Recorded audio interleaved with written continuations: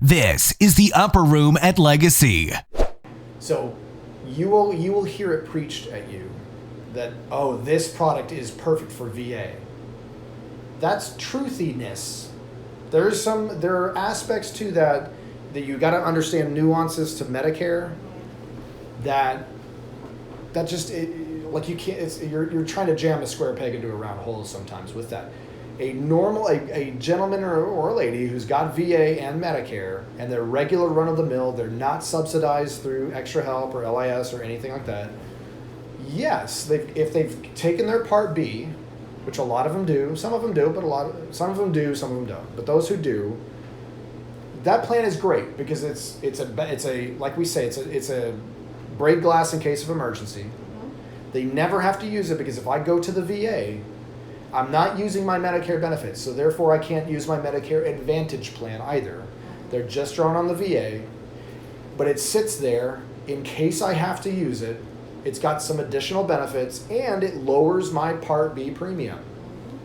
If a VA guy or gal has low income subsidy because they qualify through that means test to do that, assuming they have the MSP, the Medicare Savings Program, and their Part B premium is completely paid for, there's no additional Part B premium reduction that can be made. I can't make money now. Right. I can only spend a little bit less of my Part B premium if I'm paying it. But if I'm already at zero, I don't go negative. So that benefit doesn't actually do anything for them. That's number one. Number two, if it's an MA only, that version of that plan that has the Part B premium reimbursement or reduction, is an MA only plan. It's not possible for me really to have LIS and an MA only Medicare Advantage plan. Because it's mandatory that I have Part D in some form. So even though I'm a VA guy and I go to the VA and I'm using the VA pharmacy, if I have LIS, it's auto-assigned to me more than likely that I have Part D whether I know it or not. And if I want to make any election on my plan to change to do something, if I want to bring on some additional benefits through MA, that Medicare Advantage plan must include Part D in it, or it will be rejected. Solely because my LIS status in the system demands that I have Part D in some form. That's the VA as it pertains to that. Now, anybody else can sign up for that. It's not a requirement that I have VA to get that plan. Right. It's just that they heavily market it to that population because it's actually really smart for them because these people aren't even using it. So it's like they sign them up for this. Medicare sends them all this money because you got to remember every person that enrolls into Medicare Advantage, the reason that they can be zero premium a lot of times, somebody's footing the bill for that. Right. And that money's coming out of Medicare's coffers to the tune of, close to $1,000 a month per person in some cases, right? Or more even. All they're doing is transferring the risk to somebody else. So if John has quadruple bypass, what do you think that costs Medicare?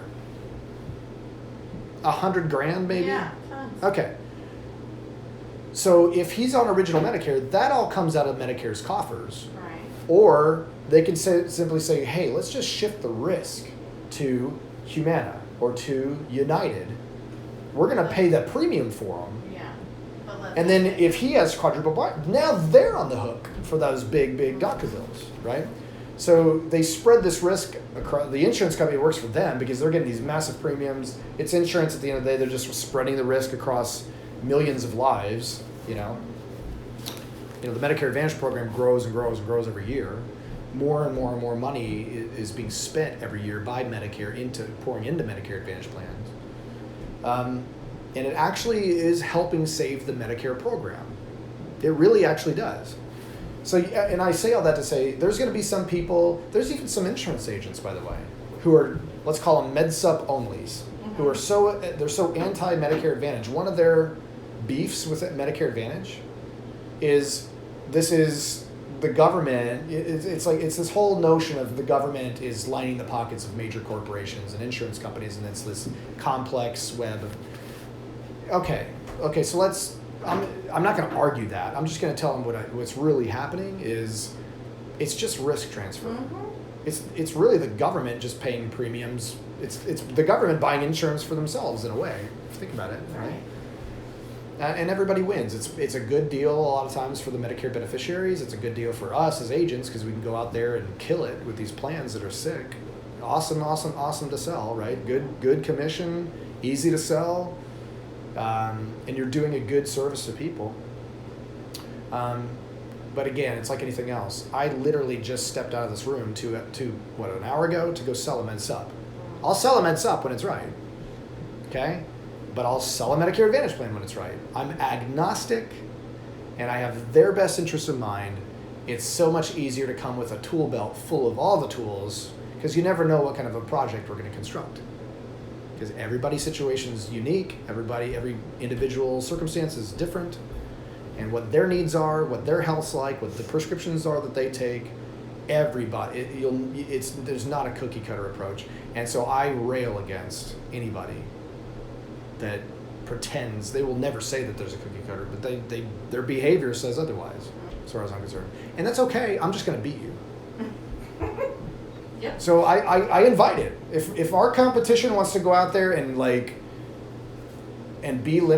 their agents and limit their agency, cool. I'm cool with that. Just get ready to lose because we're going to beat you. I fully believe in this other way, but I'm okay with everybody else not getting into it. Right.